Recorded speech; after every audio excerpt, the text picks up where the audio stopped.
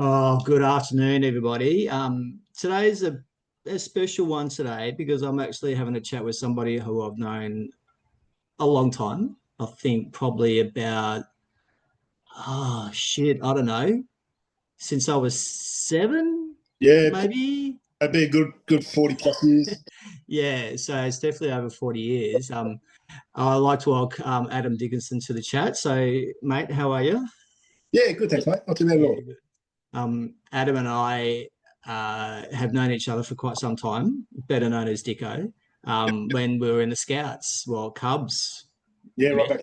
mainly. Yeah, I've been from Cubs, so I was Cub Scouts, Venturers, didn't really dab into Rovers, but um, you know, um, Adam's old man was a leader in the Scouts. He was. I'm trying to. Was it Arcala? That's it. Arcala. That's it.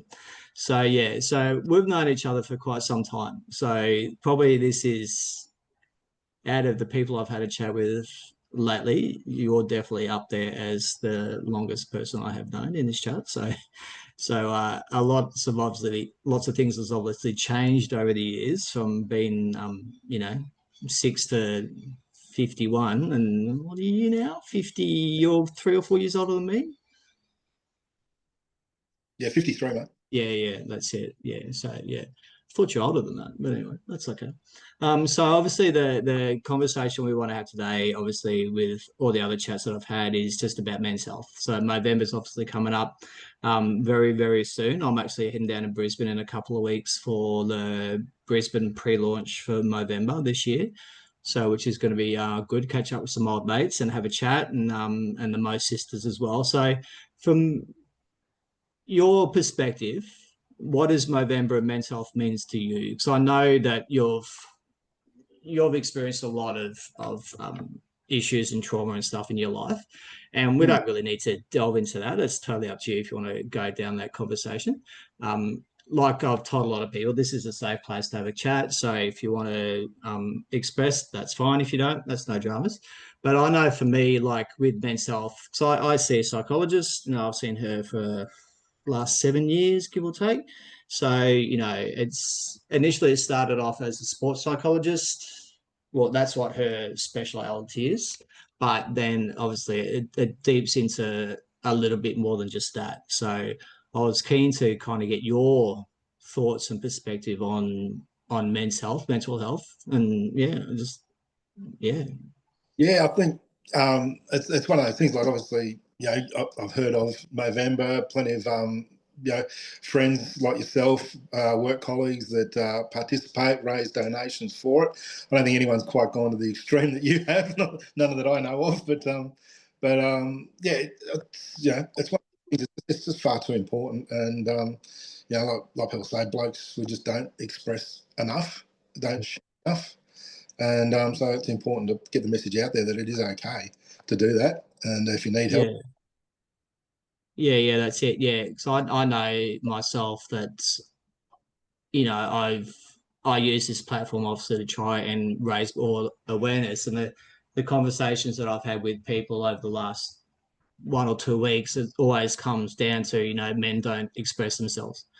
And yeah, I know, have you had that feeling when, obviously when shit hits the fan with you, or if there's a case when you just don't want to get up during the day, you've just had a shit day or whatever the case may be? yeah, look, I mean, I noticed it, mate. As you know, I've been emergency services frontline for 24, 25 years now, and it Mm, plays a toll. And I'm definitely not the same bloke I was when I joined. yeah. Um, and it does, and you do getting better at it. I notice, particularly my core group of friends, very close group of friends now. It won't be "G'day, mate, how are you?" It's always the big bear hug, love you guys, and it's the same back, which is great to see. I think it's Yeah. that message is starting to get out there, that you Yeah, yeah, tell about them, and be able to share that, and not be afraid to say those things. So I think that's a great thing. But yeah, I noticed that, personally, I can be watching the news, and it can be a good news story, and I'll be mm. cheering up, and I'm going, get over yourself, will you? Bloody hell. So yeah, it definitely does. It takes a toll.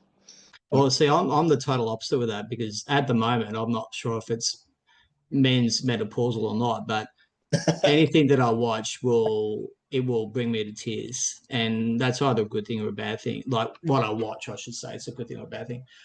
For me, I've pretty much most of my life anyway, I've been pretty emotional.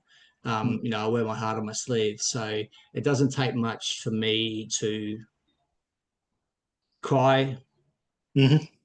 good tears. You Yep. know, my son only just came back from he's working up at Bamaga at the moment, so he's just come back for a week, then he's heading back up. But I haven't seen him for a month, and I was like, gave him a massive hug. You know, get a little bit emotional because I haven't seen him for a while. So, but then in saying that, when I was in the army, now this is going back a long time, Yeah. 30 years. Mhm. Yeah, pretty much 30 years. There was that polar opposite. Now I don't know what it's like today, and the opinions and what we're having a chat about are purely just our opinions. We're not specialists. We're not anything like that. It's just our own experience of been involved in and what we've seen. Um, I know back in the '95, where I was at the time wasn't a good spot, and that was in the army. And I know you were in the services. Um, what's the support like there for you guys now, because you would be confronted with a lot of stuff. Yeah, yeah, you do, and it's very much like that. Yeah, I'm fortunate. I've worked in an area like, I mean, I'm still frontline, but yeah, just that sort of side of town, suburbs where things are a bit nicer. You're not Mm. dealing with some of the, so I'm not dealing with a lot of those super critical incidents all the time. Yeah. It's probably been a godsend. Mm. But yeah, you still see your fair share. You still deal with your fair share. Yeah. Went to an incident only probably a month or so ago, and I'd literally within like about 2 weeks done the taser course training, and had to use it. Yeah. It was, in actual fact, a ex detective suffering Right. PTSD, having an episode. Yeah. And if I hadn't done that taser course when I had, well, it would have been a gun day, and I'd have Mm. shot him dead. Uh, Yeah. so yeah, you certainly deal with plenty of shit stuff, and that's, again, someone else who's suffered Yeah. through the job, and the demons have unfortunately got the better of him at the moment, and he's in and out of help. Yeah.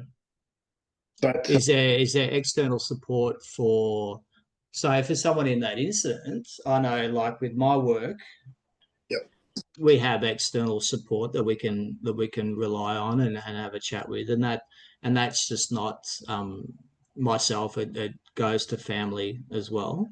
yeah, yeah, Now, outside of that, obviously there'll be no support. Like if I left, I couldn't use that support unless I go to a job which had the same support. So, do you guys, because that, sticking a taser at someone and taser them will be, it wouldn't be a nice feeling, but do you no, kind of debrief after stuff like that? yes, Yeah. yeah, yep. All back to the office, sit down, discuss about it, what could have happened, what couldn't have happened, what could have done. Mm. Uh, you know, it was a very, very dynamic situation, and it all unfolded in probably, I'd say, 30 seconds to a minute Yeah. of the Yeah. right thing. He realised what we're there for and didn't want Mm. to part of it. Locked himself in the house with a wife. We heard, pulled all the blinds down. We're thinking this is going to be a siege. Yeah. Heard the kitchen drawers go, and I could hear him rifling through the kitchen drawers. Mm. And he's tooling up with knives or whatever, Yeah. banging and crashing. And I thought, Jesus, now he's attacking his wife. So we Mm. took half a step inside the door. He came racing towards us, and around a corner, which was about 4 feet away. So I just went. It was almost instinctual more than a reaction. It was just straight up, oh, Jesus. Yeah. Jump, and that deployed the taser, and fortunately it was successful. It turned out he had nothing in his hands, so it could have been even worse. I could have ended up shooting him dead, and for nothing. Yeah. Yeah. Under the circumstances and that sort of crazy situation, I thought it was on for young and old. Yeah. Yeah. Yeah. And there'll be those experiences and those scenarios that it would stuff like that would happen, and you see it on the news, you see it in the movies, all that kind of shit. Hang on a second. Yeah, like, Well, Yeah, all good. Yeah. There's only No. about a week before that one of my colleagues that I've worked with in the past was involved in a police shooting that unfortunately, yeah, the guy was killed, had to be killed. Yeah. He was attacking his sister, and he'd taken a samurai sword to her arm and cut her arm on top of her, strangling her, and she was already unconscious. Yeah, right. It was Yeah. just absolutely horrific, mate. So yeah, things like that. It plays on your mind because you know them, and it plays on your mind that could have been you. But yeah, these days, to get back to the original question, No, you're right. there are lots of different mental health numbers and lines and assistance lines that Yeah. are fairly constantly thrown towards us. Yep. Quite often, we've got our welfare department that will send you out an email afterwards and say, "Yeah, I understand you've been involved in this sort of an incident. Yeah. We're here. Contact us. We're not going to push, but if you want it Mm-mm. for you." And yeah, it does extend sometimes to family and stuff like that as well, I believe. Yeah. And I've been very fortunate. They do push it more and more so now. Yep. I know a lot of people in the job complain that, God forbid if you ever have to take anything like that, mental health leave, or that'll be it. Then you'll have a black mark against your name, and they'll do that, and you'll never get promoted or whatever. But Yeah. I think that sort of stigma and that sort of bullshit Yeah. is out the window now. Yeah. Work, they're all very much for it. Yep. Issues, come and see us, come and talk to us. We'll either help you out, we'll talk to you if it's just us, close doors, whatever, or we'll put you in the right direction to wherever. So it's Yeah. I think the wheel is turning. Yeah. Yeah. Yeah. Change comes slow, but it's getting there. It's a lot better than what it would have been and was. Yeah, and so when I think about, obviously there's a lot of difference between 1995 and 2025 for me when I was in Townsville, and obviously the world's changed a lot. And from what I've had conversations with an ex-army friend of mine as well, that the the stigma's changed, the Yeah, thought process has changed. It's not necessarily like back then there was a massive drinking culture within that environment. Okay, and I wasn't a part of that, but the way that I was perceived at the time made me doubt a lot of things about who I was as an individual, what benefit what I was going to get out of this being posted to this place, because it was a shit experience for that whole year, and I pushed through it, but then it kind of started to turn around a bit. So for me that was good. And when you're been in what, 24 years now? yeah. Yeah. So you have seen a lot of different changes from when you first started to now? Absolutely, mate. Absolutely. And I mean, I can remember, being out at the academy, and it was one of their favourite sayings out there in the day was, if you're looking for sympathy, you'll find it between shit and syphilis in a dictionary. But these days, yeah, it's far different. Like I say, people are like, come and talk to us. Got issues, come and see us. Yeah. I know. They have a computer program thing called Safety Net that they'll, you've been out to one of these sort of incidents, they'll pop you on that. And it's just a reminder for the senior management that, yes, this person was involved in that. It's also a way of Yeah. recording these things. So if later on down the track, I do go haywire or whatever, there's a record of, oh, well, hang on, he's been to X numbers of, critical incidents and he's been on Safety Net X numbers of times. Yeah. It's pretty hit and miss, like that taser thing. Nah, not on Safety Net. But I suppose if I went to a railway fatality or something like that, well, yeah, that might make it on Safety Net, or Yeah. a bad deceased body or something like that. That then they do. So it's a little bit hit and miss, and it really is. It's just the computer flagged, Dico. How you going? Is still all right or what? Mm-hmm. That's the extent of it at the moment. So Yeah. Yeah. looking at that, I just got an email the other day from the Police Association saying that they are working on improving that system. It's a bit more than just oh yeah, computer. I got an email from Safety Net. You still all right? Mm. Yeah, it's a little bit more than just that. So, which would be good. Yeah, that's it. Yeah, yeah. I know when I had that experience in Townsville, I spoke to somebody, and then I kind of can't remember how I actually got a hold of him, because I don't know. I think it was just somebody to bounce a conversation off. And I honestly can't remember if he was an actual psychologist or I really can't remember how I got a hold of him. It was so long ago. But I do remember having that conversation with him, and it was, yeah, bouncing that information off. It was almost like it wasn't a hypnotherapy session. It was more like a sleep. Oh, if that's the right word.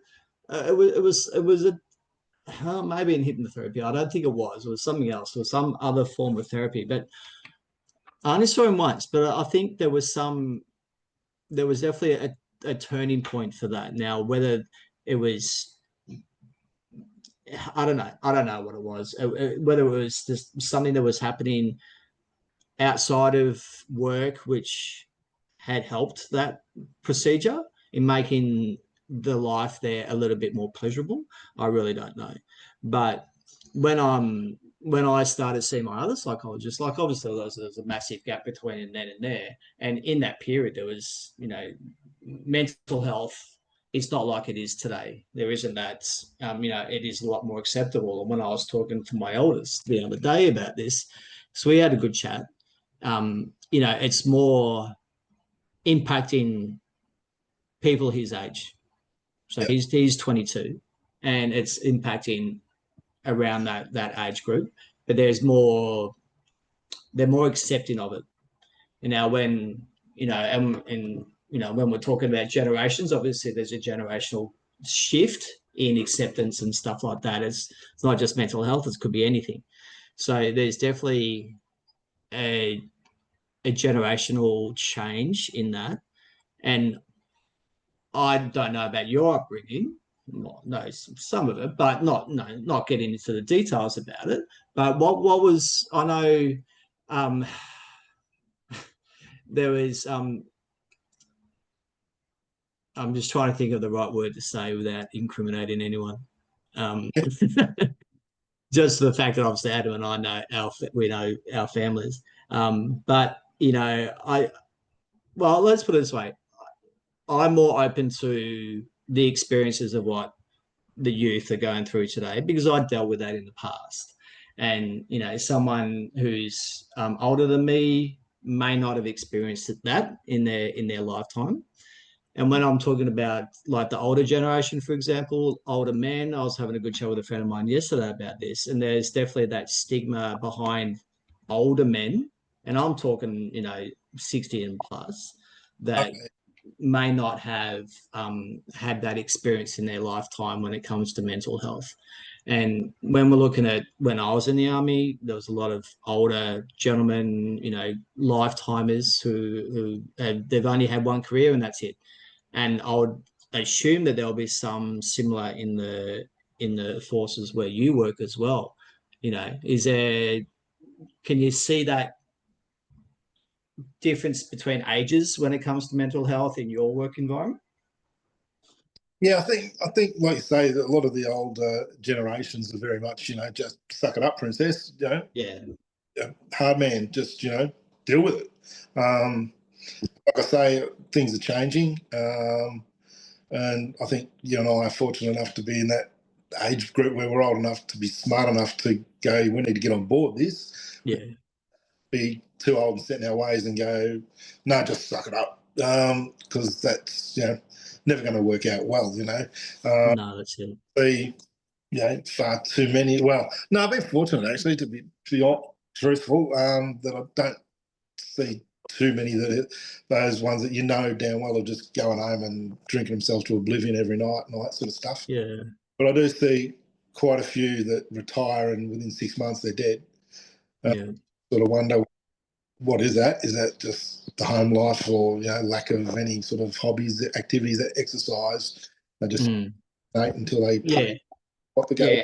And there is that as well. And yeah, and that's a good that's interesting you mentioned that because there is those lifetimers who have, one career in their life and they've done it for everything. And as soon as they get out, they retire or they reach an age where they've had enough. What outlets have they got? Is there any men's support outlets that they can rely on? Yeah, yeah, they really don't know anything else. Yeah, like you say, they don't have anything else going for them, sort of thing. That's it. Work was it. Yeah, that's it. And yeah, you've seen some like old boss before he retired. He'd been in 50 something years. He was like into his 70s. Wow. And what do you need to be hanging around for? Like, and it's probably just that. It's more the company. That's exactly right. Yeah, that's what I was just thinking. It's just being with Being with, people he's known for a long time, whether it's male or female. yeah, There's that sense of, and that's probably when you're looking at that perspective, having that bonding group within your work environment. If you've got a good work ethic, or if you just got a good bunch of people around you, why not continue to go to work every day? But then what are you doing when you get out? Have you got an outlet that you can go to? You don't want to be sitting on the couch bored, not knowing what to do with the rest of your life. yeah. I think that's happens to quite a few, particularly the older school. Yeah, yeah. Um, I know, obviously, with there's men's shed and all that kind of stuff, yeah, yeah. and which is a great outlet. My wife, she's involved in She Shed, Okay. so yeah, and it's the now I've probably got this totally wrong, but I'm pretty sure it's the first in Queensland that have done it here in Cairns, which is great. So they have that outlet as well. So you got the men's shed, but then you got She Shed as well. And you don't want to say that when you're drunk. So She Shed, um, it's an outlet for them as well. And there's plenty of other um, avenues as well. I got an invite not too long ago to be involved in. Let me just quickly bring up that email. For the men's table. Oh, okay. So yeah, I'm not sure if you've heard of that. It's Right. my hairdresser got me onto that, Yep. and it's just basically a bunch of men having dinner around the table, having a chat. There's um, no pressure to do anything like that. So, and yeah, I'll check it out and see what it's like. And it's I'm first to admit that my network of social outside of work is not huge. I've got Yep. a close group of friends, but it's not massive. So it's for me, it's an opportunity to get out there and meet other like-minded men. So Yeah. I think some of that too. The close group of friends comes sort of with the occupation as well. yeah, Just sort of that can be a bit that way. You know, yeah, that's it. Yeah, more wisely. Um, yeah, yeah. yeah, It's something that a lot of people don't probably think about. Especially with men with getting older, mhm. having an outlet outside of work, because like Yep, you said, they could spend their lifetime doing a job which they've loved, but what are they going to do after that? Having that outlet, even um, during work time or whatever, kind of separate yourself from work sometimes is a healthy thing to do, especially the environment that you're in. yeah. It takes a lot. I know. Personally, it wasn't very long into it. Probably within a few years, 5 years even, where you start to become very jaded. Mm, There isn't anybody out there that's not a bloody crook. And you've got to really take that step back and remind yourself, well, hang on, mate. No, it's just that you're dealing with them day in, day out. You don't know. yeah, So, like you say, that becomes really important to have that other outlet. And, you know, Kim was a big one on that before she passed. yeah, That, made sure we end up getting, memberships to the footy and to the rugby, just for no other reason than to, get me out of the house yeah, and go and enjoy something, be sociable, yeah. realise that the world isn't as shitty as it seems. Well, that's right. Well, it's pretty shitty if you're watching Hawthorn play. So Easy. That's right. I don't know. I can't remember if you know who I support, but hey. Therefore, you'll be affecting my mental health soon. Yeah, that's right. Well, mate, I'm Collingwood, so you know. Yeah, there you go. Yeah. Well, we're both lost. We're not in the finals this year, but I'm definitely not going for Brisbane. That's for sure. I can't go for Geelong, mate. I just can't go for Geelong. No, well, I don't know. Well, was it last year we won or the year before? I can't remember now. When we played Brisbane, that 4 points. No, that was an Okay. epic game of football. It really was. You know what? And even if we lost by 2, I wouldn't have been upset because it was such a fucking good game of football. It really was. It really was. So yeah. It was 4 points in the end. It was just amazing. But mate, you know what? I reckon the conversation we've had today has been really therapeutic, I think, for both of us. And um, it highlights some things that, you know, that obviously a lot of these conversations I've been having with people, they're all from different demographics, they're different age groups, different sexes, different groups, walks of life, young, old. It's good to have your input and your perspective on that. So I do really appreciate your time this afternoon. I know you're a busy man, so I really do appreciate it. Happy days. All right, buddy. All the best, mate. Cheers. Stay safe. Look after yourself. Say hello to the family for me. Will do. Thank you, mate. Cheers. All good. All right, mate. Take it easy, eh? Absolutely. Good to see you, See you, mate. buddy. Yeah, you too, man. Cheers. See you.